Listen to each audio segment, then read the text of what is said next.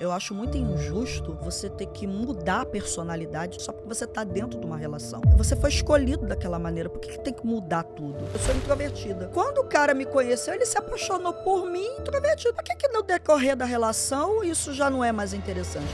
Ai, porque no churrasco da família ele não interagiu. Ai, porque quando a gente sai com os amigos, ele quer logo vir embora. Vamos negociar. Tem gente que tem a bateria social muito baixa. Então, não é melhor ir ver a família sozinha? Xenia Carlson, psicóloga e terapeuta de casais, aqui para te mostrar como podes resolver os problemas do teu relacionamento. Achas que um casal consegue recuperar de uma traição? Sim, consegue. Como?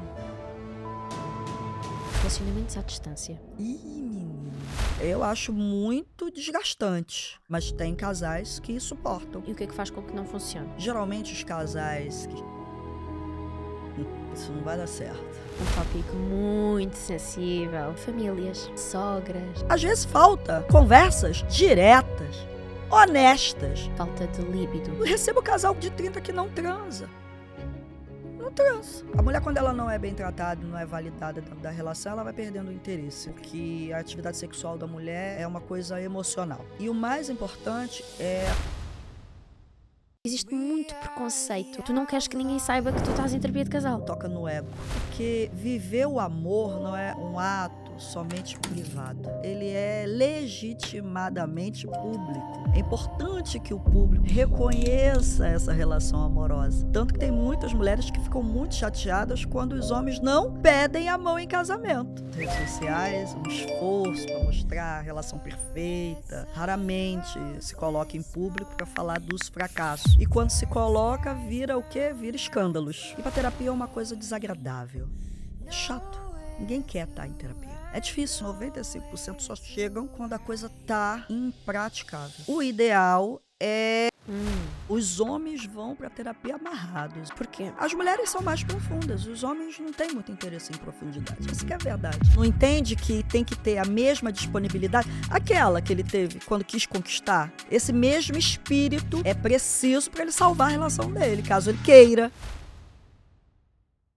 O maior medo das pessoas a sair da relação é de se ver sozinho. É muito estranho a gente não se suportar quando tá só.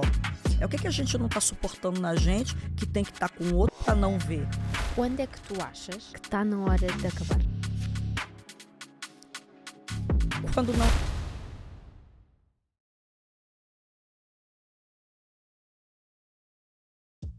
Antes do episódio começar, eu tenho 3 coisas para te dizer. A primeira é que este episódio foi produzido pela Rosnar. A Rosnar é uma produtora de fotografia e vídeo que produz conteúdo incrível e de alta qualidade para qualquer empresa, quer tu estejas em Portugal ou em qualquer área do mundo. Eles produzem todo o tipo de conteúdos, podcasts, cobertura de eventos, fotografias de produtos. Segue-os nas redes sociais e vai a rosnar.com para trabalhares com eles. Tenho a certeza que vais gostar. Eu estou a adorar. A segunda coisa que eu tenho para te dizer é que se tu queres apoiar este podcast, compra os nossos produtos. Nós vendemos conversation cards, que são essencialmente baralhos de cartas com 100 perguntas cada para aprofundar as tuas conversas e os teus relacionamentos com as pessoas que te rodeiam. Nós temos 2 edições. Temos o Date Night, para tu fazeres com o teu parceiro, com a tua parceira, e temos também o Girls Night, que é para tu teres aquela noite divertida, mas profunda, de conversas incríveis com as tuas amigas. Vai a www.vulnerablementefalando.com e compra já as tuas. E se não te apetece gastar dinheiro, outra forma que tu podes apoiar este canal é subscrever-te aqui no YouTube e no Spotify. Ajuda-nos muito mais do que aquilo que tu imaginas. E eu prometo-te, quanto maiores formos, melhor será este podcast. Então, subscreve-te e desfruta do episódio. Porque tu achas que o teu trabalho é importante? Olha, eu acho que o primeiro ponto para a gente destacar, né, é que saúde mental é o tema do século e saúde mental está em todos os lugares. Está no trabalho, está nas relações familiares, está na relação conjugal, né, e está na saúde individual, né? Então, a gente tem que pensar em saúde mental, tentar pensar em saúde mental de uma forma mais ampla. Toda vez que a gente pensa em saúde mental, a gente pensa em autocuidado, em bem-estar, vamos beber mais água, fazer exercícios, vamos se alimentar bem, né? Mas nós somos seres sociais. interacionais. A gente está sempre se relacionando com o mundo, com o outro, né? E, enfim, o outro também vem com suas bagagens, suas experiências e suas histórias. Nem sempre a gente tem controle total do outro. Então, a importância do trabalho do psicólogo, não do meu, né? É uma categoria enorme, inclusive mal aproveitada, eu acho, sabe? Eu acho que a psicologia ela pode estar em muitos espaços. Então, assim, enfim, dentre muitas coisas que eu sou, também sou terapeuta de casal. A importância da terapia de casal é que, quando uma relação não vai bem, a probabilidade dessas duas pessoas é enorme de entrar em sofrimento psíquico e emocional. E talvez, ou por falta de habilidade, né, ou por imaturidade, ou qualquer coisa que seja, né? O casal às vezes se vê impossibilitado de encaminhar as suas próprias questões. É muito importante que as pessoas reconheçam que existe um lugar que elas possam recorrer, que é a ajuda técnica. Então, um casal ele não precisa estar numa crise eterna, num sofrimento eterno, sabe? Num processo doloroso em que eles começam a se machucar, né? Porque as coisas vão aumentando caso não se resolvam.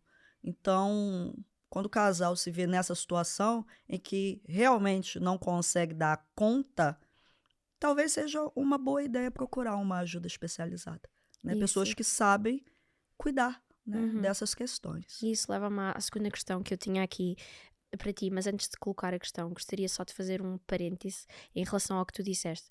Achei muito interessante quando eu te perguntei sobre a importância da terapia de casal, tu falares sobre a importância da saúde mental como um todo. Sim. Porque isso é muito verdade. Eu sinto que a saúde mental, claro, toda a gente quer ser feliz, estar sã, estar bem, e os nossos relacionamentos, principalmente o relacionamento amoroso, é das coisas que mais impacto tem na nossa saúde mental, porque principalmente quando as pessoas vivem juntas, tu estás sempre com aquela pessoa é a tua pessoa, muitas vezes o próprio bem-estar individual daquela pessoa vai afetar o teu bem-estar, ou seja, tem muito a ver com a saúde mental. E eu queria perguntar-te, que foi o que tu começaste a responder agora no final da tua resposta à pergunta anterior, que foi: quando é que tu achas que é relevante ou que beneficiaria um casal ir para a terapia? Porque existe muito preconceito. Há muitas pessoas que acham que a ferramenta, que é uma ferramenta da terapia de casal, só é útil ou só faz sentido quando já estão numa crise profunda e já houve 300 traições e é do género, este é o último recurso. As pessoas veem isto como o último recurso. Por isso é que às vezes também se calhar acaba por não resultar e podia ter sido aproveitado de outra forma. Quando é que tu achas que é útil? Então, Lara, você falou uma coisa muito importante. É uma pena que a maioria das pessoas, e a maioria mesmo, acho que vamos colocar em uma porcentagem de 95%, só recorrem, né? Muitas nem pensam nisso como uma possibilidade, né? Mas vamos das que pensam em recorrer à terapia de casal, 95% só chegam quando a coisa está numa situação assim impraticável.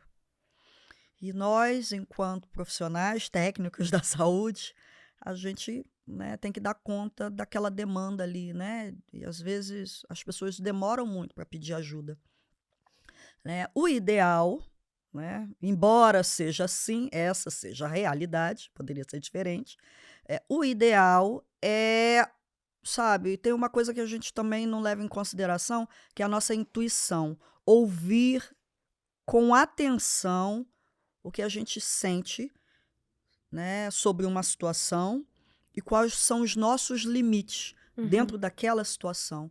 Então, eu acho que é ideal procurar antes de atingir o limite do razoável, sabe? Porque senão é um risco enorme de cair num processo de adoecimento.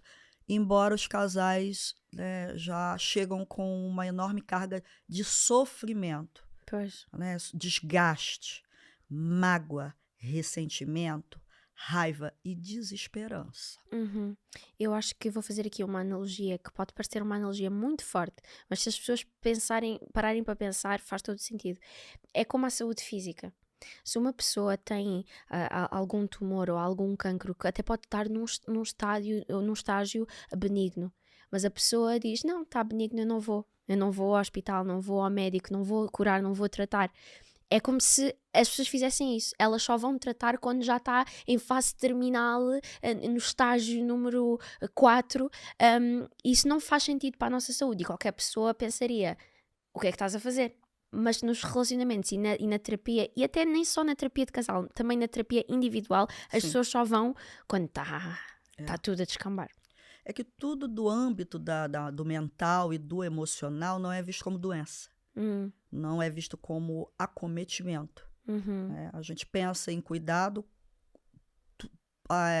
pelo viés da ordem física. Né? Tem um cancro, é real. Parece que se é concreto, é passível de cuidado e de tratamento. Se não é concreto, é da ordem da subjetividade, a gente tem a ideia que a gente vai dar conta e que não se adoece por isso. E isso não é verdade. E em relação ao preconceito que existe sobre a terapia de casal, porquê que tu achas que as pessoas têm muito esse preconceito? Porque há muita gente que esconde. Eu sinto que está cada vez mais normalizado a terapia individual. Muitas pessoas falam nas redes sociais, vou para a terapia, a minha terapeuta no outro dia disse. Até parece que é moda ir à terapia. Sim, Por um lado ainda bem que é. Mas porquê que tu achas que existe o preconceito? Parece que é o oposto quando é a terapia de casal. Parece que tu não queres que ninguém saiba que tu estás em terapia de casal. É porque, bem, primeiramente tem a questão do discurso médico. Quando eu cheguei a Portugal há 8 anos atrás, não era muito popular falar abertamente sobre terapia. Eu vejo que é um movimento muito recente. Inclusive, eu acho que os influenciadores fazem um trabalho interessante de disseminar esse tipo de informação e falar, não, ontem eu estava com minha terapeuta, ela me falou isso, sabe? De normalizar um pouco esse serviço, que é um serviço, né? É um mercado do cuidado, é um serviço que está lá para ser, né, para ser utilizado. Então, eu acho que estamos ultrapassando o estigma de que ir para o psicólogo é coisa de maluco, é coisa de gente desequilibrada. Tá bom, ainda temos muito para alcançar, mas estamos aí, né? Enfim, através da informação quebrando esse estigma. Agora, quando é de casal, eu acho que acho que toca no ego, sabe? Uma coisa muito narcísica. Porque admitir o fracasso. Porque viver o amor não é um ato somente privado.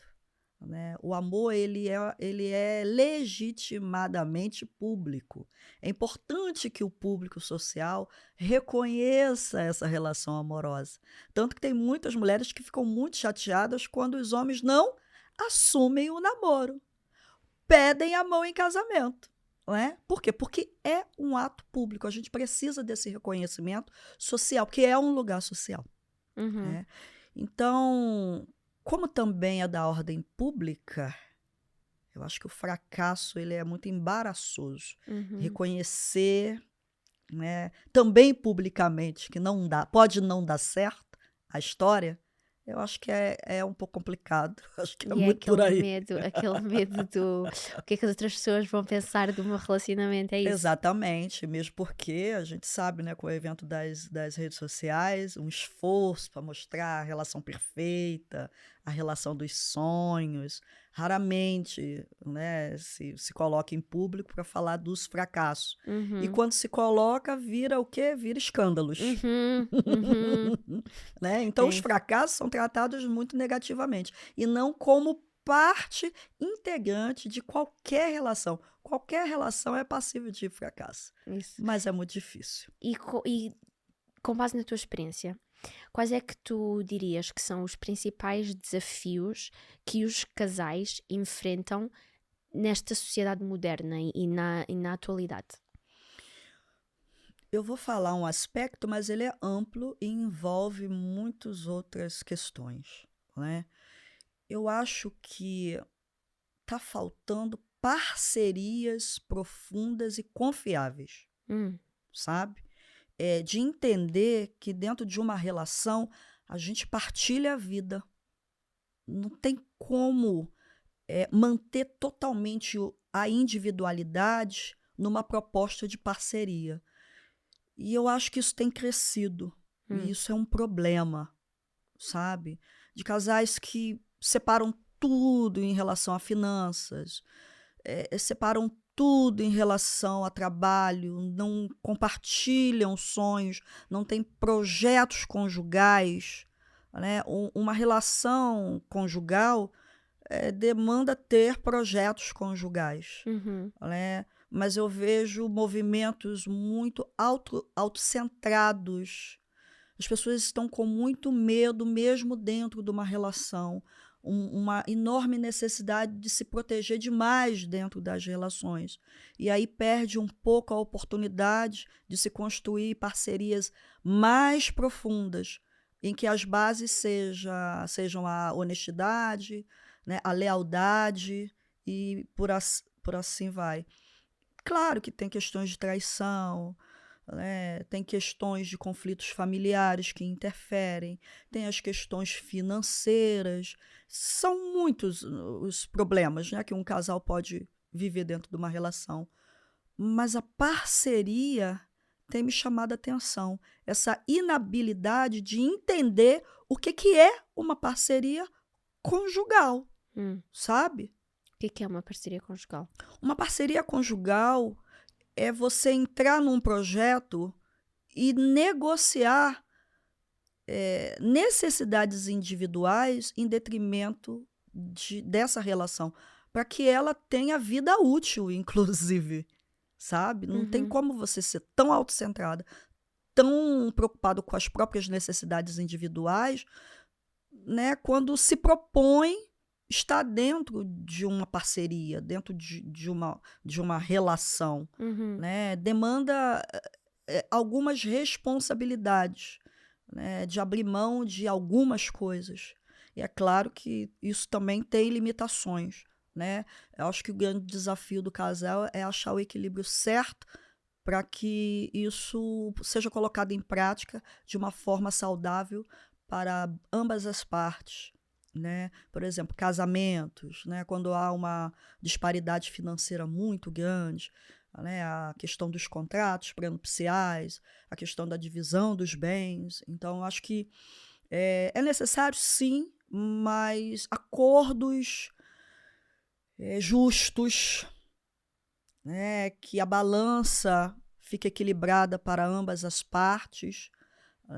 Não é porque uma pessoa é financeiramente mais bem-sucedida do que a outra parte do casal que ela é mais importante. Toda relação demanda investimento, né? Tempo, vida, energia, né? Não é só com o dinheiro que se entra. Se entra também, né? Relações são investimentos narcísicos, libidinais, de desejo, são investimentos de muitas ordens. Então, todos esses investimentos, eles são tão importantes quanto os investimentos mais reais, né? Enfim, que são mais valorizados socialmente. Então, tudo isso tem que ser levado em consideração para que as parcerias sejam honestas, saudáveis. Por exemplo, eu atendo um enorme contingente de mulheres brasileiras, africanas, que estão radicadas na Europa, nos Estados Unidos, com maridos estrangeiros. Né? Você, quando sai do seu país e vai viver uma relação num outro país, isso é um investimento enorme. Só esse movimento, enfim, acho que é até interessante as mulheres começarem a entender, entender se realmente vale a pena, porque é muito grande. Né? Esse parceiro vale a pena esse esforço, esse investimento, porque é uma enorme mudança. Né? Estamos falando de alguém que sai, né, de um país, do próprio país, abre mão da sua rede social, da sua rede de apoio, da sua rede emocional, muitas das vezes da sua vida profissional, que pode estar estável, né? Enfim, abrir mão para começar tudo de novo, do zero, né? Uma pessoa que ela já vai para uma situação de vulnerabilidade social, porque ela está sem nenhum poder. Ela não tem poder cultural, ela não tem poder econômico, ela não tem poder nenhum. Né? E ela precisa que esse parceiro a receba bem e entenda essa situação, né? Esse lugar social vulnerável, né? E que demanda desse parceiro muito mais responsabilidade sobre pensar esse movimento, esse investimento que essa pessoa está fazendo nele. Né? No entanto, eu me deparo com histórias de mulheres que têm tudo separado, que os maridos têm, né, estão casados, mas têm vidas completamente individuais, sabe? Financeiramente, enfim, em muitos aspectos, e isso me assusta. Né? Porque e se a relação acaba? Como é que essa pessoa fica? Né? Ela volta para casa como? Ela fica lá como? Sabe? Então, eu vejo também muita falta de cuidado. Né, a gente tem que, enfim, o amor não é um modelo, né, é um construto social também, a gente ama da forma como a sociedade, nossas histórias nos atravessam, né, mas pensar realmente nesse exercício do amor, né, é possível amar uma mulher e manter ela numa situação vulnerável, assim, à sua disposição, né, é muito estranho, né, as formas de amar na atualidade. Então, eu questiono essas coisas. Então, os casais, eles vêm para mim e eu pergunto, tá, vocês dividem conta? Como é que é a situação? Você ganha mais? Como é que vocês estão fazendo, né, o colchão financeiro para o futuro? Eu estou falando da linguagem das finanças que eu aprendo também. Né? Então, eu vou negociando, né, para que as forças se equilibrem, sabe? Porque muitas vezes as forças têm que se equilibrar, senão a relação ela não se sustenta. Não porque se também há um sustenta. desequilíbrio de poder. Exatamente. Sim, Né? eu acho muito interessante muitos aspectos que tu mencionaste, e há aqui um ponto que eu gostaria de salientar, que é, por acaso não estava à espera que tu mencionasses este individualismo que está extremamente popular, tipo, eu primeiro, me first, a minha individualidade, etc. Que é importante, claro, as pessoas terem individualidade, mas eu acho que uma coisa que seria útil seria as pessoas. Por acaso é assim que eu faço na minha relação. Eu estou numa relação, para te dar algum contexto, há 7 anos. Eu tenho 25, nós conhecemos-nos na faculdade com 18, eu tinha 18, e pronto, ele é 2 anos mais velho que eu, e moramos juntos há muito tempo, temos essa vida, mas somos jovens. E eu acho muito importante eu preservar a minha individualidade, mas eu sinto que quando as pessoas fazem só isso, depois a relação acaba por ser negligenciada. Então para mim é útil eu pensar que aqui há 3 entidades. Sou eu, que eu sou uma entidade e é a minha responsabilidade eu cuidar do meu bem-estar, eu escovar o meu cabelo, eu seguir os meus sonhos, vir a criar o meu podcast. Depois existe ele, que também ele é que está responsável pela sua própria felicidade, e depois eu acho que há uma terceira entidade que é a relação. Eu vejo a relação como uma terceira entidade que também carece de cuidado, carece de uma nutrição específica à relação, uma atenção específica à relação. Eu acho isso muito interessante. De que forma é que tu achas? Porque há pessoas que podem estar a ouvir agora e podem estar a pensar, será que eu sou demasiado individualista na minha relação? De que forma é que tu achas que as pessoas podiam... de que forma é que tu achas que as pessoas podem conseguir perceber se elas estão num equilíbrio certo ou se elas estão demasiado, ou se elas estão a negligenciar a relação em prol da individualidade? O único parâmetro é conversar com o próprio parceiro ou parceira. Né? Porque não é para se estabelecer um modelo e medir o nível de individualidade para mais ou para menos. E sim, em que nível isso funciona nessa relação em específico. Porque os casais, eles têm também a liberdade de construir a própria fórmula, aquela fórmula que faz bem para esse casal em específico. Né? Quando eu trago todas essas narrativas, né, sobre a extrema individualidade, né, eu estou falando de aspectos que aparecem na clínica. Né? Como os clientes chegam, como os casais chegam até a mim. Quando eu ouço o relato dos problemas, né, dos maiores conflitos, o que eu identifico que seja raiz é o que eu acabei de comentar, né? Mas não necessariamente existe uma fórmula própria para todos. A única forma de você descobrir se você está individualista demais dentro de uma relação, se você não está sendo negligente com a sua relação, é conversando com o parceiro ou com a parceira, né? Colocando com muita honestidade, como estamos, né? Como é que estamos? Fazer essa análise. Essa análise, essa avaliação. Perguntar se o outro está bem, se o outro está feliz. Que as pessoas empurram, né? Em que eu com a posso barriga. melhorar. Né? As relações mudam. Você disse que está numa relação há 7 anos. Quando você conheceu, né, o seu parceiro, você era uma. Né? 7 anos depois, você é outra. Suas demandas mudaram. Né? Hoje aqui você tem um podcast, tem outras responsabilidades, outras.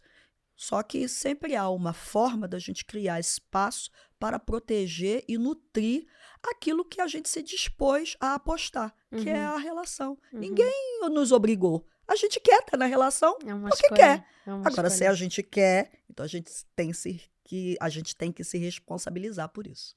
Eu quando eu ouço a pessoa que está aqui à minha frente, eu depois começo a ouvir a minha audiência a fazer perguntas. Vamos agora falar para aquela...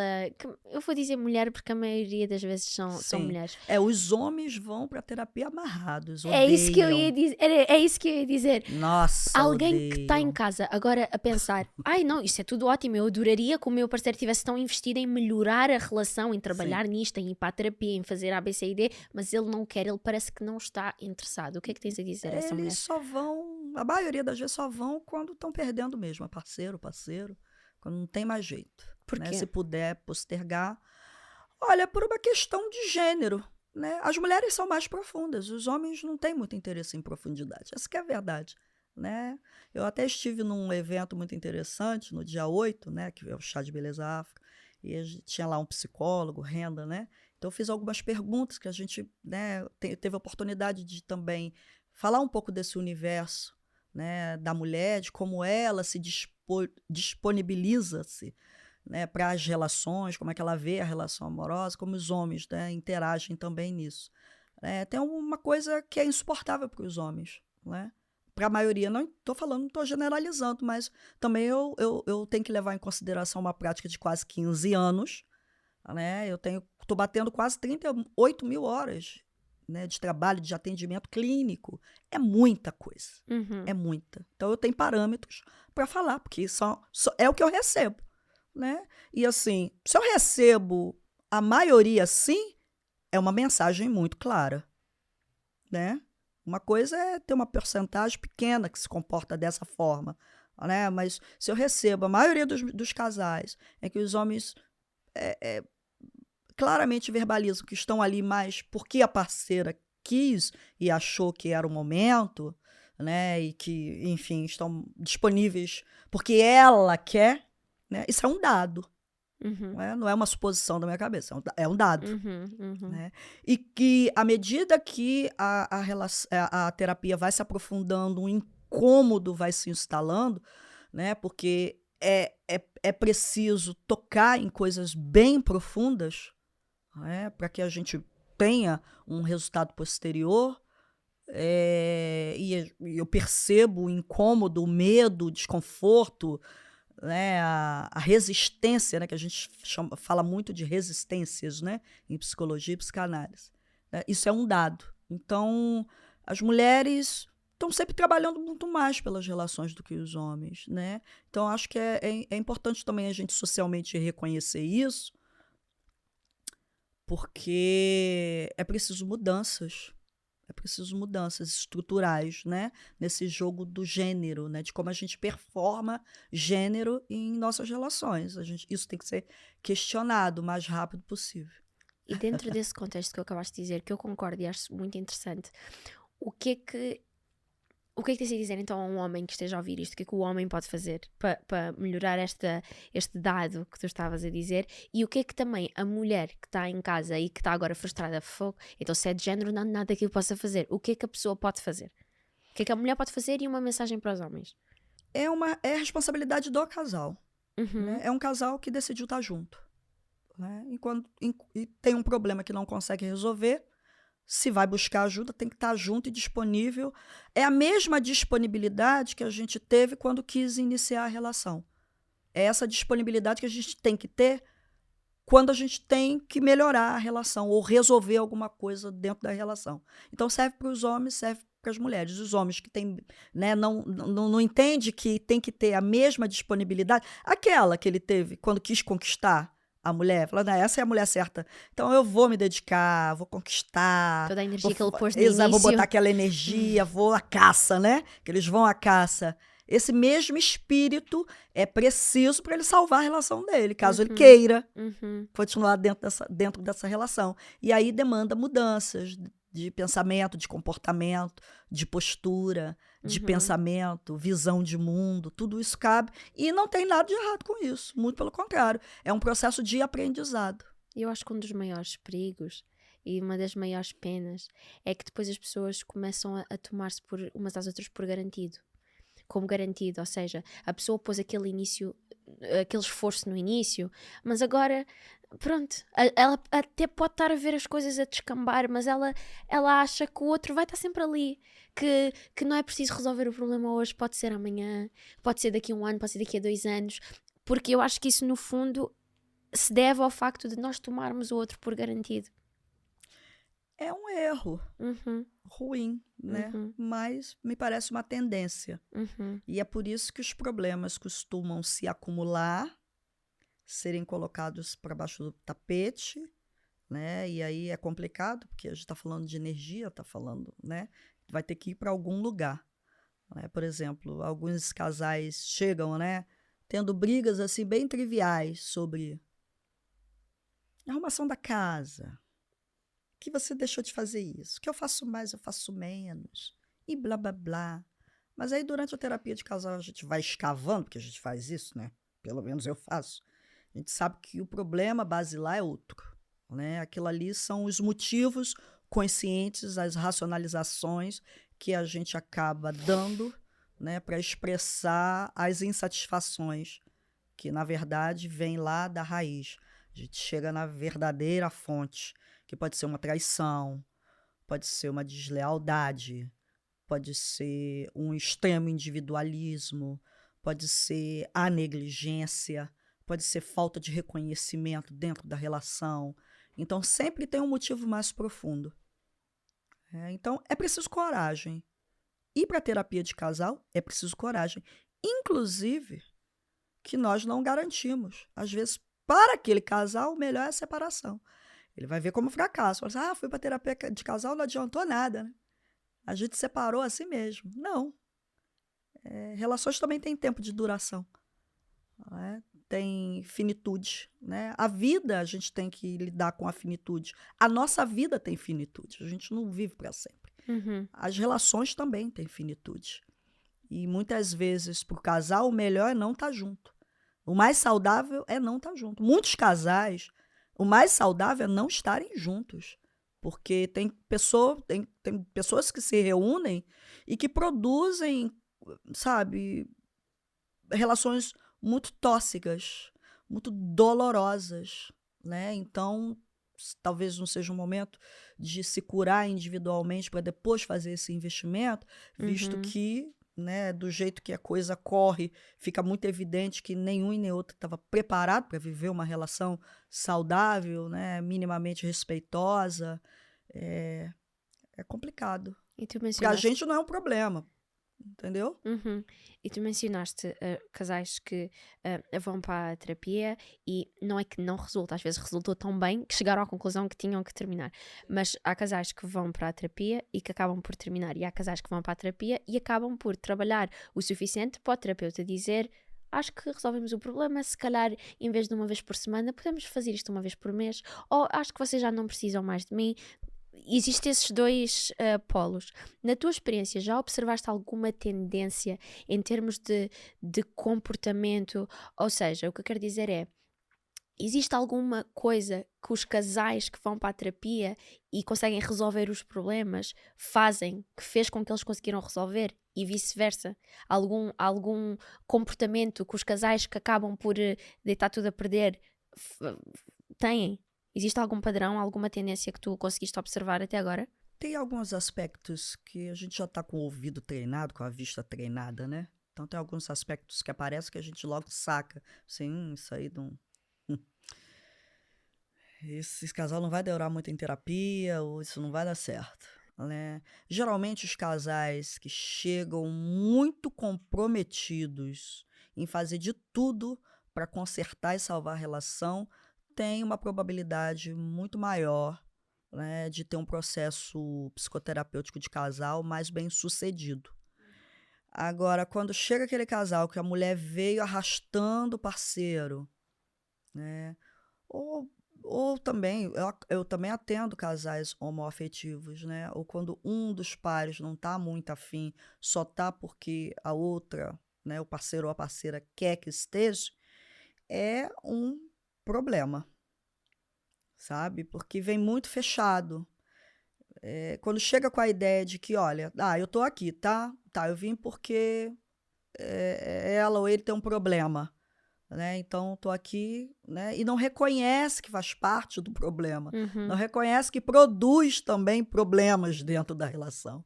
E só esse posicionamento, a gente já vê que essa é a pessoa que mais dá problema dentro da relação. Mais dá problema dentro da relação. E é a pessoa que está menos investida em solucionar o problema que ela própria Exatamente. cria. E é muito complicado. E também tem um aspecto muito interessante que eu avalio. Tem pessoas que estão em terapia, o parceiro não.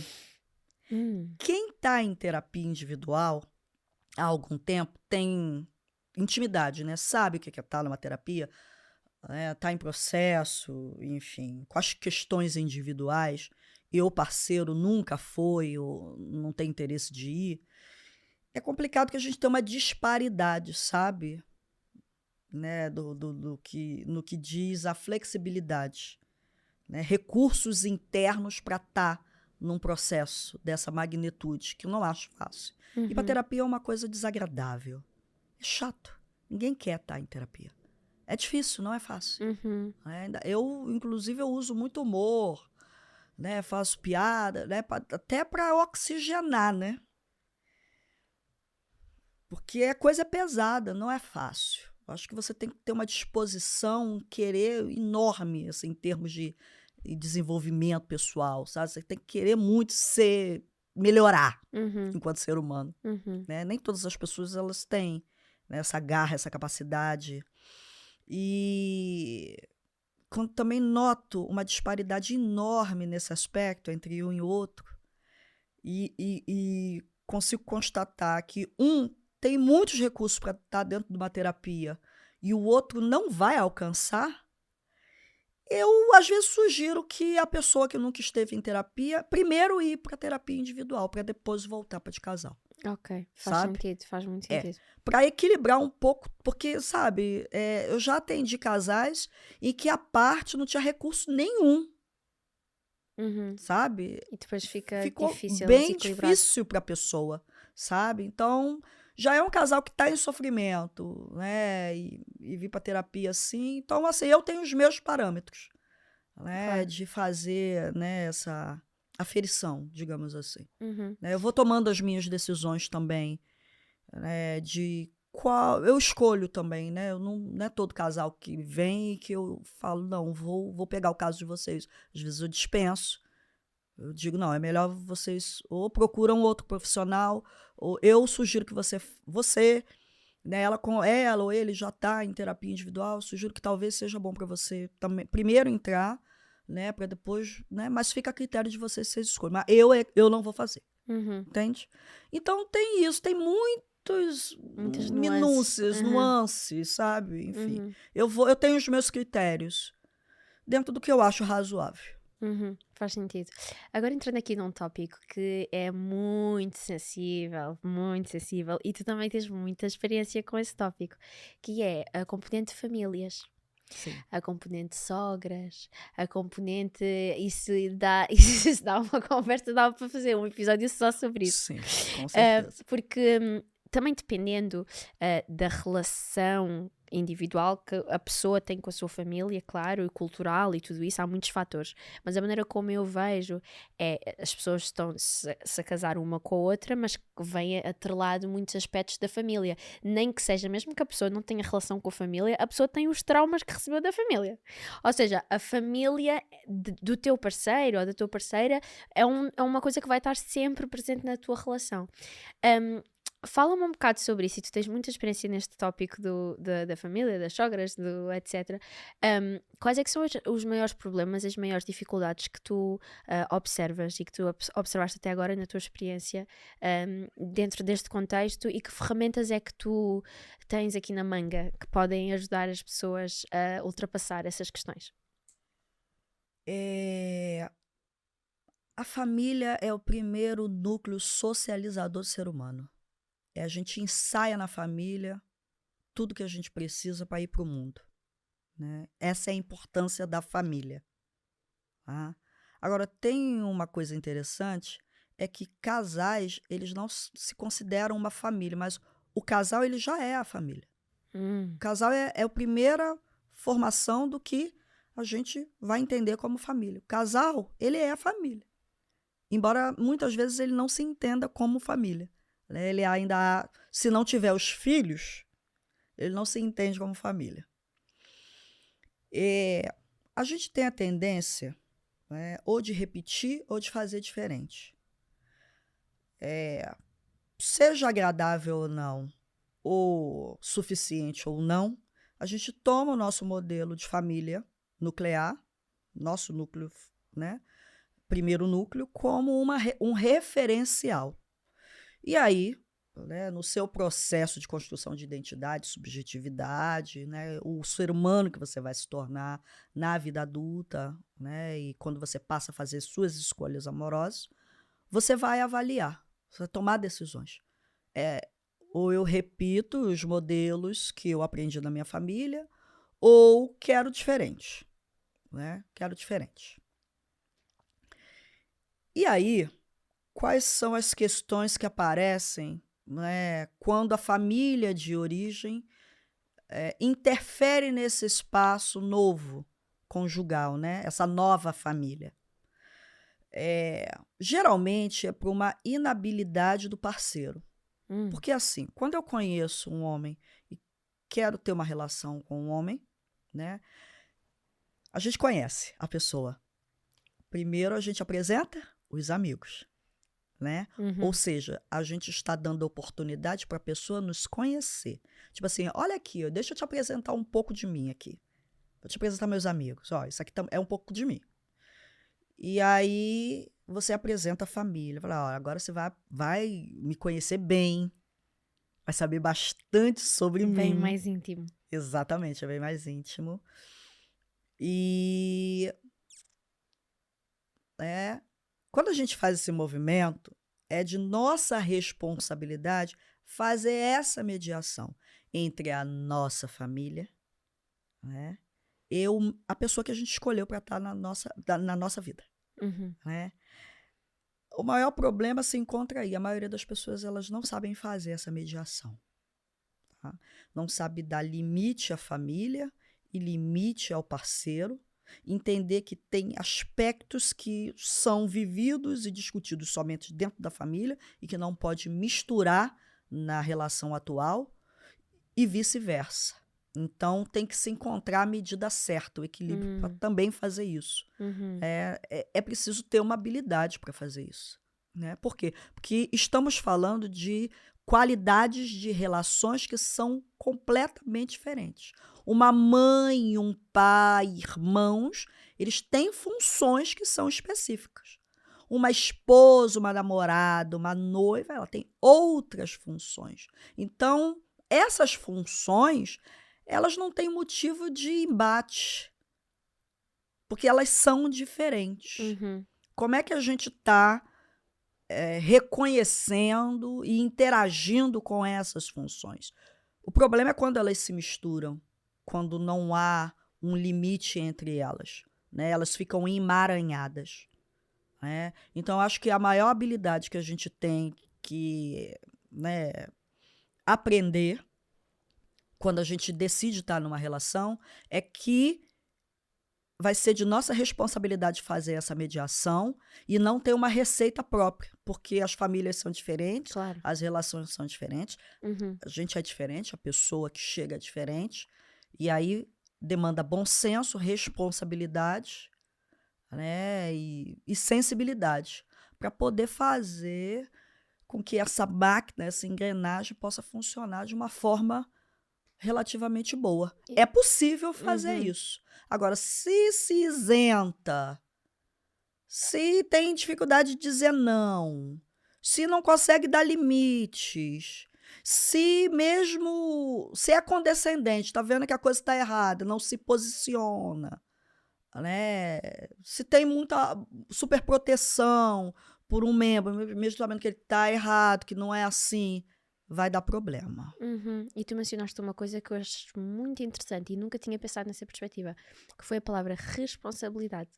Porque muitas vezes a pessoa que é a sua família que é o problema face ao relacionamento, às vezes como a pessoa se calhar não tem um perfil assim, não gosta de conflito, ela sai de cena e fica de género, não, vocês resolvem, não, mas não é para as duas partes resolverem, tu tens responsabilidade na situação, tu é que és a ponte. E há muitas pessoas, eu vejo, no outro dia vi um TikTok, e há muito este tema, principalmente pós-maternidade, que a família ou a sogra quer opinar nas escolhas da nova mãe, e a família do homem. E que muitas vezes o homem fica passivo e que a mulher é que tem que é que tem que estabelecer os limites. Não te metas, não sei o quê, obrigada, mas não, etc. E agora que me estás a fazer pensar que a mulher não tem sequer que estar nessa posição em que ela é que tem que comunicar essas coisas, porque o homem tem que ser neste caso, estou a dar o exemplo que é a família do homem, o mediador. Sim. Nunca tinha pensado nessa E os homens costumam ser péssimos mediadores. Péssimos, né? Tem a coisa que eles não conseguem fazer isso. Né? Alguns até conseguem, né? Por conta da cumplicidade que eles desenvolvem com as parceiras ou com os parceiros. Né? E tem escutativa e realmente reconhece que a família pode eventualmente criar problemas, aí vão se posicionar. Mas a maioria das vezes costumam ser péssimos mediadores, sabe? Que vão colocando para baixo do tapete, não se colocam ativos, né? Vão postergando, vão se escondendo atrás de motivos prontos. Porque é a idade. Porque é da outra geração. Porque é assim mesmo. Porque é a personalidade. Né? Então, a gente vive em coletivo. Né? Eu vou te dar um exemplo. Posso dar um exemplo? Claro. Rápido. Eu tenho um casal, né? É uma moça brasileira negra e um rapaz alemão. Eles vivem na Alemanha. Então, ela reclama muito da família dele, que ela tem a sensação de que tudo que ela faz nunca é o suficiente. Sempre tem uma criticazinha ali. Por exemplo, faz uma sobremesa. Ficou muito doce. Poderia estar mais gelada, sabe? E nunca se considera o ato. A pessoa, ela tirou um tempo em casa para fazer uma sobremesa. E a alimentação é uma coisa muito afetiva. Né? Então, né? E com o tempo ela foi se desgastando, não tendo vontade de ter com a família dele. E é o que é muito natural, né? Porque você vai ter interesse de visitar pessoas que estão sempre te criticando, não estão te tratando com respeito, né? Por exemplo, toda vez que tem alguma coisa ligada à imigração, aí tem aqueles comentários dos pais. É porque os árabes, porque não sei o quê. Tá, mas ela também é uma mulher imigrante. Né? É a escolha do filho, sabe? Então, em que medida também a família, né, em detrimento dos próprios preconceitos, dos próprios vícios de linguagem, de postura e de visão de mundo, né, é incapaz de apoiar a escolha amorosa do filho, né, de receber essa escolha amorosa e entender que essa escolha amorosa, essa pessoa que chega também é parte da família naquele momento, né?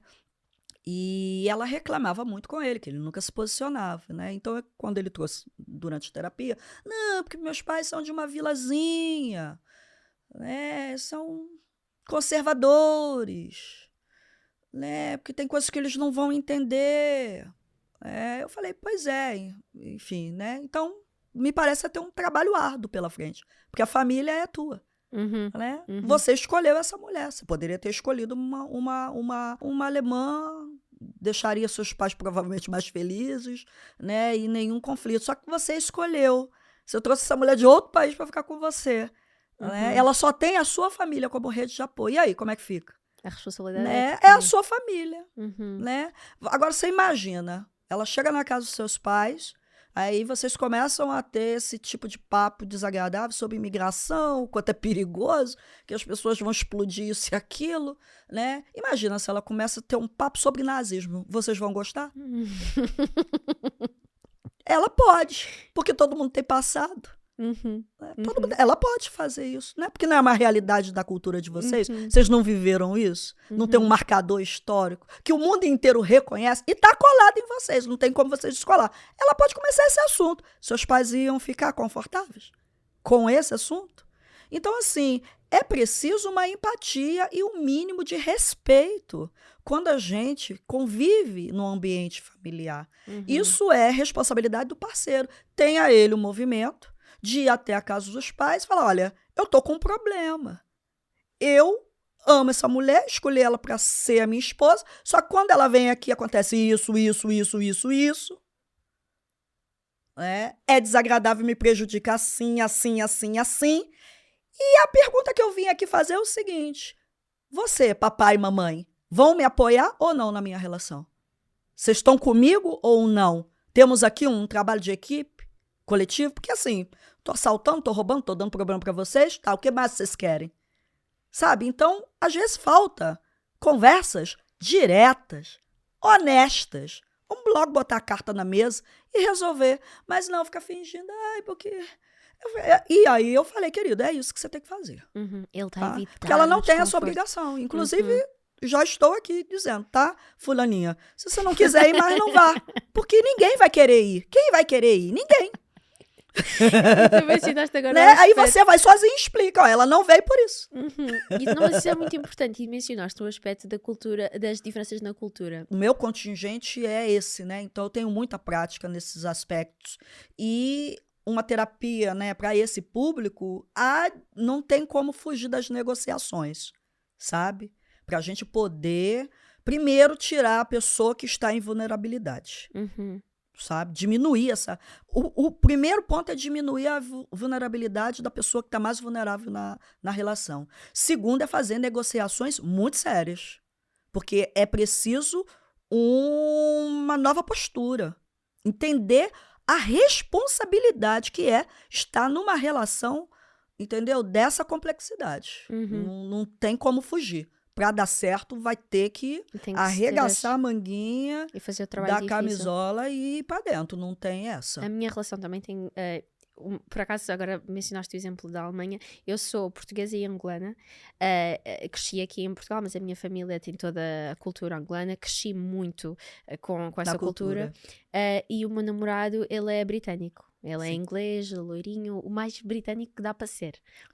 O que é muito o oposto do africano. Muito o oposto do africano. E também às vezes surgem essas questões. E nós vivemos aqui em Portugal, eu tenho muita família aqui, e quando te falaste do qual é que é a parte vulnerável, eu comecei a pensar na minha própria relação. O vulnerável aqui neste contexto eu acho que é ele. Sim. Agora está-me a dar vontade de fazer terapia. Tu fazes terapia em inglês? Faço terapia em inglês? Faço. Então depois vou-te mandar mensagem. Vamos lá, vamos trabalhar. Nesse caso, você tem toda a sua rede de apoio aqui. Né? Ele que está fora, né? Não sei, está já fluente em português ou não. Ainda não tem a língua. A língua é um aspecto interessante de integração, né? Enfim, você tem uma responsabilidade maior, né? Não é fazer babysitting him, né? Não precisa, mas entender que tudo está a seu favor, né? Como é que você cria um ambiente propício para que ele se sinta acolhido e protegido, não vulnerável, né? Pertencente, incluído, né? Nas interações sociais, nas conversas, né? Para ele se sentir também importante, presente, né? Visto. Eu acho que é muito dessa pegada, né? De fazer com que a outra pessoa fique confortável dentro da relação, e não só em casa, mas também no público, porque a nossa vida também se dá no público. Claro, né? claro. Faz todo sentido, faz mesmo. É. Tu há bocado também tocaste sobre o aspecto que eu acho que é muito importante, o aspecto financeiro, e tu falas muito em negociação, em estabelecer termos justos, etc. Eu não sou casada, mas eu digo sempre que eu quero ter um prenup, que é o Sim. contrato prenupcial que estavas a dizer. As pessoas Sim. ficam, prenup? Porque não, é uma coisa que as pessoas não têm Não, atenção. hoje é muito natural. Uhum. Agora, como ele é feito, é que a gente tem que avaliar. Claro, né? e eu acho que terem atenção... Ele não pode ser predatório, porque também tem uma prática muito predatória do prenup. Isso eu não acho legal. Uhum, Eu acho legal que ele exista, uhum. mas que ele traga benefício para ambas as partes, porque Que no fundo é esse- existe que no investimento fundo é de esse ambas as partes. o objetivo É. do contrato. E eu gosto muito de tu estar sempre a falar na negociação, porque isso parte de um pressuposto, que é as pessoas identificarem que é importante criar algum tipo de, não é bem regras, mas algum tipo de contrato, mesmo que seja informal, faça as diferenças. E isso significa que é preciso reconhecer e observar as diferenças, porque muitos casais têm aspectos muito diferentes e parece que não querem conversar sobre essas diferenças, não querem prestar atenção a essas diferenças. E agora eu, lá para casa, para a audiência, acho que é muito útil nós falarmos sobre uma diferença que se vê muito nos relacionamentos, que é um casal que uma pessoa é muito extrovertida e outra pessoa é muito introvertida. Isso aí, vai. Há muitas vezes isso causa conflitos. Fala-me um pouco desse aspecto na tua experiência. Isso aí é outro tipo de negociação que a gente tem que fazer, sabe? Durante o processo, tá? Não é uma coincidência que você seja extremamente extrovertida e escolha uma pessoa introvertida para se relacionar. Não é uma coincidência, é alguma coisa que você está buscando ali. Né? Então, eu acho que são duas pessoas que têm muito para aprender uma com a outra. Né? Geralmente, isso é visto como oposição, né? Características opostas. Eu já vejo como complementares. E nunca isso é visto como uma complementaridade. E quando é visto como complemento, é muito positivo. Você pode tirar muito proveito, porque tem uma opção de coisa para aprender quando alguém te complementa. Agora, quando alguém é totalmente oposto, você encerra possibilidades. Todas. Mas a gente tem que também se responsabilizar por essa escolha. Não é uma coincidência. Inconscientemente, talvez a gente queira alguma coisa com isso. O que é que tu achas que um extrovertido está à procura quando casa com um introvertido e vice-versa? O que é que um introvertido está à procura quando... Aí tem que avaliar, né? Tem que olhar a história da pessoa, se é alguns registros que vêm da família de origem, o porquê que ela é extrovertida, se é realmente um traço da personalidade ou se em algum momento ela tomou esse tipo de postura, porque também tem isso. Tem pessoas que eram extremamente tímidas uma infância e uma adolescência inteira. Mas por conta de uma profissão se tem que se tornar extrovertido. Então, tem muitas variações, tem que ser explorado. A gente tem que saber de onde vêm essas coisas, para saber o porquê da escolha. Mas sempre tem um porquê. Ninguém escolhe, tipo, tá. Não, tem um porquê. Tem um propósito. E é muito interessante que a gente ache esse propósito, para que essa negatividade ela seja dispensada, seja retirada. Ou seja, tu achas que é uma questão da maneira como nós encaramos essas diferenças. Exatamente. Ou seja, se nós olharmos para aquilo como um problema por si só, essa diferença, Sim. isso só vai criar problemas, mas se encararmos aquilo como, não, isto é um aspecto que me complementa, de que forma é que eu posso encontrar utilidade Exatamente. nessa diferença? E o mais importante é, assim, escolher, tem que respeitar a individualidade, as características da pessoa, né? Eu acho muito injusto você ter que mudar a personalidade, todas as suas características, só porque você está dentro de uma relação. Você foi escolhido daquela maneira, por que tem que mudar tudo? Você imagina, eu sou introvertida, né? Mas quando o cara me conheceu, ele se apaixonou por mim introvertido. Por que no decorrer da relação isso já não é mais interessante? Eu tenho que mudar. né? Então, tem casais que chegam com problemas, né? Tipo, ai, porque no churrasco da família ele não interagiu, que não sei o quê, porque aí, papapá. Ai, porque quando a gente sai com os amigos, ele quer logo vir embora. Pô, vamos negociar. Tem gente que tem a bateria social muito baixa. Não suporta mesmo muito tempo. Tem gente que não tem assunto, não tem repertório, entendeu? De linguagem para poder sustentar realmente uma conversa de um prazo maior, sabe? Às vezes é difícil, é insuportável para a pessoa. Então, não é melhor ir ver a família sozinha? Ou se não, se a pessoa for, né, sair antes? Ou você costuma ver a sua família 3 vezes por mês? Aí o seu parceiro vai uma vez só com você, ou sai um pouco mais cedo, porque já que para ele é difícil, né? Vai sair com suas amigas. Não é melhor sair com suas amigas e ter um tempo de qualidade em que você possa falar de coisas do feminino, coisas do seu íntimo, coisas que você não vai falar para o seu parceiro e não falaria, né? E aproveitar esse momento, que é bem interessante, em vez de pensar que só porque está numa relação que tem que estar grudado o tempo inteiro, né? E aí vem aquela questão do limite razoável da individualidade. As individualidades, elas devem ser preservadas numa medida saudável, sabe? Não tem que estar colado no outro, grudado no outro, né? Mas também não tem que estar ausente totalmente para o outro, né? Então, qual é a medida certa? O casal vai ter que encontrar, né? E respeitando, né, as qualidades, os defeitos e as características do parceiro ou da parceira que você escolheu, tá? Entrando aqui noutro aspecto, que é o ciúme. Sinto que muitas... o núcleo cerne de vários problemas, se calhar isso não é o núcleo, há coisas mais profundas, mas o ciúme é um grande tema em vários casais. De que forma, de acordo com a tua experiência, é que tu achas que o ciúme interfere num relacionamento? O ciúme é algo muito natural. A gente sente ciúme de tudo. De parceiro, às vezes da mãe que é mais carinhosa com o meu irmão ou minha irmã mais do que eu, ou de uma amiga das amigas que tem mais intimidade do que comigo. A gente vai sentindo ciúme, né? Como a gente vai moderar isso dentro de uma relação conjugal, né? Porque às vezes há motivo, né? Eu acho que a cumplicidade do casal vai dando conta dessa lacuna, sabe?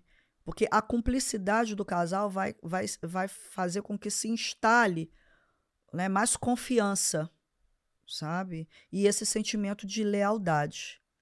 E que as pessoas envolvidas não tenham que temer, né? Para que o que esteja fora não seja tão apavorante, tão invasivo, sabe? Então, é criar esse universo, um universo protegido, com cumplicidade, com entendimento e com respeito, né? Para que os elementos que venham de fora não interfiram com tanta intensidade. O ciúme vai pintar. Pô, você tá muito bem com o seu namorado, seu parceiro. Você vai para um ambiente social e tem lá uma mulher que fica se insinuando, sabe? Né, publicamente, assim, bem evidentemente, é uma coisa que causa muito desconforto. Claro que você vai sentir ciúme, né? Mas baseado na relação que você tem com o seu parceiro e a confiança, você sabe, você tem que saber, né? Se isso pode vir a ser um problema ou não, né? Se ele vai dar entrada, né? Se ele vai fomentar, alimentar, ou vai manter a postura, ou vai proteger a relação. Então, é uma negociação que o casal tem que fazer, né, entre eles, na medida em que se constrói essa confiança, essa intimidade, né, e essa cumplicidade. A cumplicidade do casal é um acordo muito forte, né? Agora, também a gente tem que olhar para as nossas inseguranças, porque também se há cumplicidade e a mulher não é capaz de sustentar internamente uma situação dessa por conta de autoestima baixa ou por conta de inseguranças ou traumas de relacionamentos passados, né? Então ela também tem que olhar para si, né? Tanto parceiro também. Homens também são muito ciumentos, né? Podem ser muito ciumentos. Então, eu acho que é uma avaliação dupla, tanto das nossas questões e sobre o que a gente está construindo enquanto casal. Acho que isso é uma perspectiva muito, muito útil. Isso é profundo, Uhum. né? Não é para performar. É Não uma cabe coisa- performance, Uhum. sabe? Uhum. Ou você faz de uma forma profunda, porque aí é a base. É o casal construindo a sua base. Uhum. A base da sua história, da sua trajetória. Bases sólidas, geralmente, são mais difíceis, né? De balançar. São bases sólidas. Então, acho que toda vez que a gente pensa em relação, a gente tem que pensar nas bases. Quais são as bases? Qual é o cimento que a gente vai usar para construir essa relação aqui? Uhum. Qual é a base que a gente tem Uhum. para construir isso aqui? Isso faz a diferença total. Muita. Faz a diferença total. Toda. Um tópico que me interessa bastante é relacionamentos à distância. Qual é que é a tua opinião? Menina. Funciona, não funciona? O que é que as pessoas fazem? Eu tenho casais. Inclusive, eu tô com um que é recorde: 8 anos em relação à distância. 8. Só se viram 2 vezes nesses 8 anos. Já tive de 4 anos, 6, 2, mas 8 bateu o recorde. Dá Dá. certo. Com muitos problemas. Mas se calhar isto é o meu Com preconceito. Eu muitos acho que não problemas. funciona. Para mim, não funcionaria, não consigo. Para algumas pessoas, não. Para Uhum. outras, funcionam. Uhum. E tem funcionado cada vez mais, porque é um advento, né, da internet, essa coisa de ligar pessoas, a questão da globalização, de você poder achar o amor em qualquer local do mundo, é uma aposta. Eu acho muito desgastante. Ok. Eu acho. Uhum. Mas tem casais que suportam. E o que é que achas que faz com que funcione e o que é que faz com que não funcione? Eu fico muito curiosa para saber como é que isso vai se dar mesmo. Real. O convívio. Uhum. Né? Porque também se condiciona estar à distância. Né? Tem elementos assim que são difíceis, mas também são facilidades, né? E a prova é o convívio.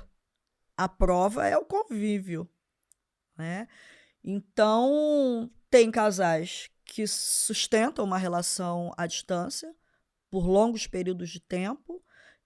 Aí se constrói a própria dinâmica, os próprios acordos. São complexas no sentido de que há um espaço, né, que não está sendo explorado, que é a presença. Relação também é presença, né? É toque, né? Não estou te falando que não sejam relações. Eu legitimizo como outra qualquer, né? Ela existe, é uma relação.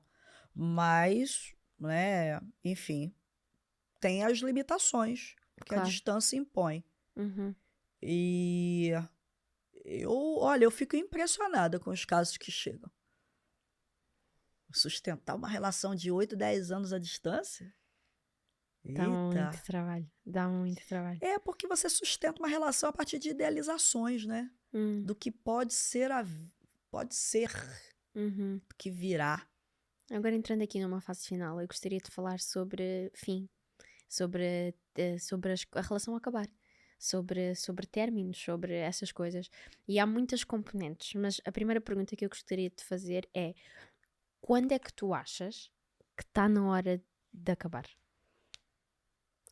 Porque eu tenho a certeza que há pessoas que estão a ver, que já pensaram: será que o melhor não era eu sair desta relação que eu estou? Será que não é melhor eu terminar? Mas depois as pessoas têm medo porque elas já estão habituadas. Quando é que tu achas que é melhor a pessoa tomar essa decisão e que está na hora? Tem algumas pessoas que precisam de um pouco mais de tempo. Por exemplo, eu recebo mulheres que, quando elas falam do próprio casamento, eu já ouço e falo: bem, esse casamento já acabou há muito tempo, né? O que falta para o término? Porque a relação não existe. Existe o exercício do roommate. Estão dividindo espaços, responsabilidades. Quando a gente está dentro de uma relação, a gente muda o nosso status social. E isso integra, em uma certa medida, a nossa identidade.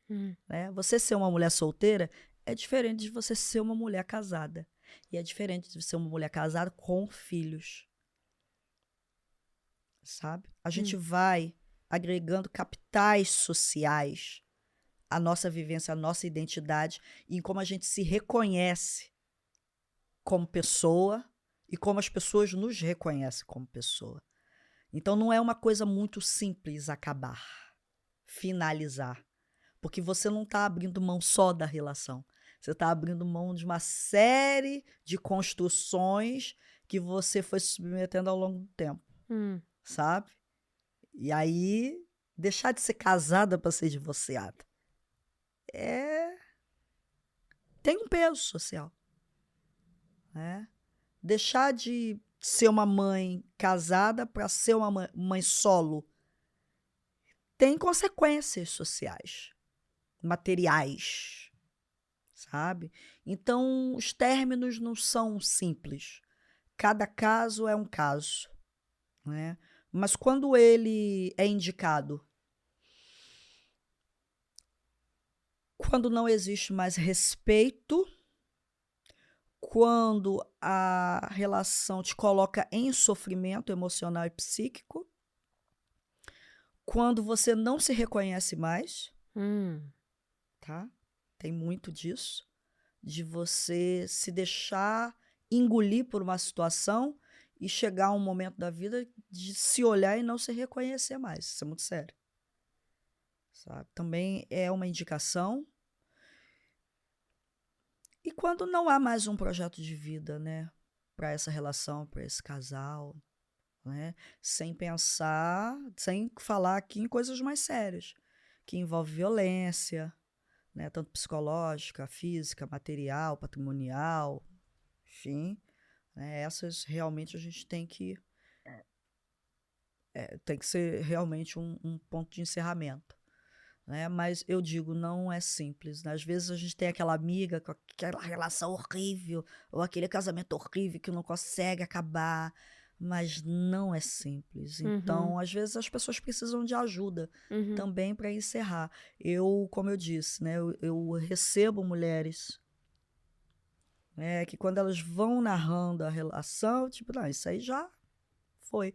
Mas eu também entendo que no processo psicoterapêutico dela, ela vai precisar de um tempo para introjetar essa ideia, se organizar psiquicamente e emocionalmente, para colocar tudo isso em prática, né? Para começar realmente cortar o vínculo e tentar se ver sozinha novamente e reconhecer que isso é uma outra oportunidade, uma outra fase da vida e que pode ser muito legal. Né? Porque o maior medo das pessoas, eu acho, para sair da relação é de se ver sozinha. Só que a solidão, né, enfim, vai muito da coisa da solidão. Né? Então aí a gente traz a solitude como uma contrapartida interessante, né? De que é um lugar de paz. Né? É muito estranho a gente não se suportar quando está só. O que a gente não está suportando na gente que tem que estar com o outro para não ver? Mesmo que o outro nos esteja a causar um sofrimento absurdo. Exatamente, muitas vezes é sobre isso. Né? De se ver sozinha, ter que se olhar, ter que se enfrentar. Não tem outra saída. Só que a única coisa real que a gente tem é a gente. E isso deveria ser bom, não deveria ser ruim. Sim. Esse encontro, esse reencontro, sabe? Pelo menos eu acho que não deveria. Achas que um casal consegue recuperar de uma traição? Sim. Consegue. Como? Eu tenho muitos casos de psicoterapia de casal que deram muito certo. Mesmo porque a maioria chega por conta disso. Porque houve a traição. Sabe? Consegue se recuperar. Mas se houver desejo no casal. Foi que tu porque mencionaste. Se a traição aconteceu porque um dos membros já não tem desejo pelo parceiro, aí o trabalho é mais árduo, né? Porque a traição ela pode acontecer por diversos motivos. Agora, quando o casal realmente entrou numa fase em que não há mais desejo, não há mais construção de intimidade, aí o caso é mais difícil, assim, de manejo terapêutico, né? Tu observas vários casos de falta de líbido. Sim, tem. De onde é que vem? Nós sendo Da animais, dos dois, nós Tá. sermos animais que querem ter relações sexuais. O A que é que mulher faz com que o depende casal... muito. A mulher, enfim, a mulher quando ela não é bem tratada, não é validada dentro da relação, ela vai perdendo o interesse, né? Porque a atividade sexual da mulher, ela é uma coisa emocional. Os homens sabem separar isso melhor, né? A mulher não. O sexo para a mulher é emocional. Embora aí tá todo mundo aí dizendo que não, tá, mas não, tá? Eu vejo que não é bem assim. Agora, também tem a questão da mudança de ciclos de vida. Mulheres de meia idade, quando entram no climatério, ou já estão perto da menopausa, né? De repente, por uma questão hormonal, pode ter uma queda de interesse e falta de libido. Então, tem questões médicas que também... Porque, assim, a gente, dentro da terapia, né, quando eu vou avaliando essas coisas, eu vou precisar que você vá no endocrinologista, eu vou precisar que você vá num neurologista. Eu indico mesmo, eu peço e digo que tem que ir, porque eu preciso saber do que se trata. Senão, fico ali sem saber o que fazer, né? Preciso saber como vou ajudar, né? Então, tem várias questões. Homem, geralmente, é por desinteresse, né? Falta de libido é desinteresse. Mas também tem questões hormonais. Os homens também têm queda de testosterona. Tem homens que não são tão sexuais assim. Eu vejo mais e mais a acontecer na juventude. Eu não sei se é os telemóveis, se é o que é, mas eu vejo muitos casais jovens que estão nos 30. Não, eu recebo casal de 30 que não transa. Não transa. E o que é que as pessoas que estão em casa ouvindo, o que é que eles podem fazer para mudar essa situação? Aí depende muito, tem que saber o que é. Qual é que Né? é a raiz, a razão pela qual... Exatamente. Porque assim, se né, se tem um casal, às vezes o casal chega, ele traz outros problemas, e nem é o sexo. Eles não estão transando, mas estão bem com isso, não é uma questão. Entendeu? Não necessariamente eles vêm porque eles não estão transando, eles vêm por outros problemas. E aí eu descubro que não está transando. Com 30 e poucos, não está transando. Eu falei, nossa, é uma idade que tá, né? Pô, mas não tá. Mas se isso também não for um problema, uma demanda deles, uma queixa deles, né? Eu também não tenho que... Não, vocês têm que transar, só porque vocês têm 30 anos. Não, a gente veio aqui por outra coisa. A gente veio aqui porque a mãe dele me inferniza. Me inferniza, eu não aguento mais. Eu vou ter que resolver essa questão primeiro. Claro, né? Com eles. Claro. Né? Ajudá-los a resolver. Então, é complicado. Pode ser a tela, o telemóvel, o videogame, o falta de interesse. Por exemplo, eu já tive um casal que ele realmente não tinha muito interesse e ela tinha... Depois eu descobri que ela era Asperger, que também não tinha muito interesse em interação sexual. Acontecia, mas não era uma prioridade, entendeu? Ela estava mais focada nos estudos e na organização da casa e como a vida deles se davam, né? Essa coisa da rotina. O importante para ela era isso, né? Então, não era uma questão. Sabe? Então, tem muitas minúcias que a gente tem que descobrir ao longo do processo psicoterapêutico. Tá vendo como é que a minha profissão é difícil? Faz sentido. E onde é que as pessoas te podem encontrar? A mim, eu sou a pessoa mais fácil de encontrar. Então. Xenia Carlson. Pode ir ao meu site, www.xeniacarlson.com. Vai no meu Instagram, Xenia Carlson, fácil de achar. Pode também agendar por lá. Adoro os comentários, adoro os directs que entram lá para poder responder. Eu interajo, as pessoas ficam até assustadas. Ela respondeu! Então manda isso. Tem alguma coisa? Uau, ela respondeu! Não acredito, você respondeu! Você é generosa! Eu falei, não, eu não sou generosa, é o meu trabalho. A pessoa quer interagir, né? Ela tem uma dúvida, quer falar alguma coisa. Então mandei mensagem. Né? Enfim, eu respondo. Oi, você existe. Eu sei, né? Te vejo. Né? Então, eu sou uma pessoa mais... Tem muitos artigos publicados. Nossa, tem muitas entrevistas no ar. Fazes né? E assistam Ilhados com a Sogra. Fala um bocado do show.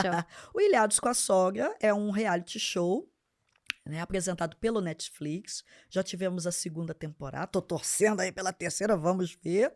Né? É um reality que a gente foca em questões familiares, conflitos familiares, ou seja, né, a figura central é a sogra. Então, as famílias que participam do reality são famílias que têm um conflito diretamente ligado à sogra, né? Em que se vê a sogra como um problema, o problema, né, da família. Então, elas ficam ilhadas, né? Tem um prêmio de R$500 mil, né? Mas o segundo prêmio mais importante, embora seja simbólico, é a oportunidade das pessoas ressignificarem as suas relações e melhorarem os conflitos e, consequentemente, melhorarem, né, o convívio familiar. E tu és Né? mediadora E eu nesse... atuo como uma mediadora de conflitos familiares nesse reality. Aí Boa. podem assistir lá. Boa. Se tiverem interesse no... Tens algum livro, por acaso? Acho que podias escrever um livro. Eu estou escrevendo, boa. estou escrevendo 2 livros, mas tenho capítulos em outros livros. Ok. Já escrevi introduções, notas introdutórias, Boa. já participei de obras. Eu Com convido-te capítulos. a pesquisares o trabalho da Xénia, não fiques por aqui, continua, vai pesquisar no Instagram, segue, tu não tinha um Se canal no jogar YouTube. no Não- Google não aparece tanta coisa. Não encontrei nenhum, acho que te davas super bem se tivesse um canal no YouTube. Pois é, por falta do meu tempo, né? Eu tenho essa coisa de ser psicóloga clínica, né? De atender pessoas mesmo. Embora também faça um trabalho diretamente com empresas. Nos Ok. últimos 4 anos eu tenho trabalhado com empresas, né? Eu criei uma metodologia que se chama Supervisão Emocional para Lideranças, que eu misturo técnicas de mediação de conflitos, grupo de acolhimento, mediação de conflitos, e desenvolvimento emocional de liderança, porque eu sinto que os líderes eles ficam muito solitários, né? E com vários problemas com a questão interacional com as suas equipes. Então, eu dou apoio, né, às equipes. E tenho trabalhado tanto no ambiente corporativo quanto institucional, com ONGs. Aqui não fala ONGs, né? NGs, né? ONGs. Sim. Também faço trabalho de consultorias, né, para empresas. Eu gosto muito, estou adorando, assim. Vai fazer 4 anos que eu estou fazendo esse trabalho e tenho gostado muito. Mas eu faço muita coisa, então não tenho o tal do tempo para o YouTube. Para fazer YouTube. Queria ter, Não, mas menina. acho que ias ter muito E sucesso é no caro YouTube. também, eu acho que também para um canal do YouTube precisava de patrocínio, porque é caro, né? Tudo é caro. Olha, espero que tenhas gostado de estar aqui. Obrigada por todos os teus insights. Espero que tu tenhas gostado das dicas que partilhámos aqui, de que tenhas aprendido aqui alguma coisa que te tenha feito refletir e que tu possas tirar alguma coisa desta conversa e levar e aplicar na tua relação. Obrigada mesmo. E façam terapia, procurem ajuda. Sempre. Né? Esse é o recado mais importante. É a moral da Procurem. história. No final, curem-se. Vai-te curar. Então, olha, muito obrigada por teres assistido. Convido-te a subscrever-te ao canal se ainda não estás subscrito e vejo-te para a semana. Até à próxima. Corta.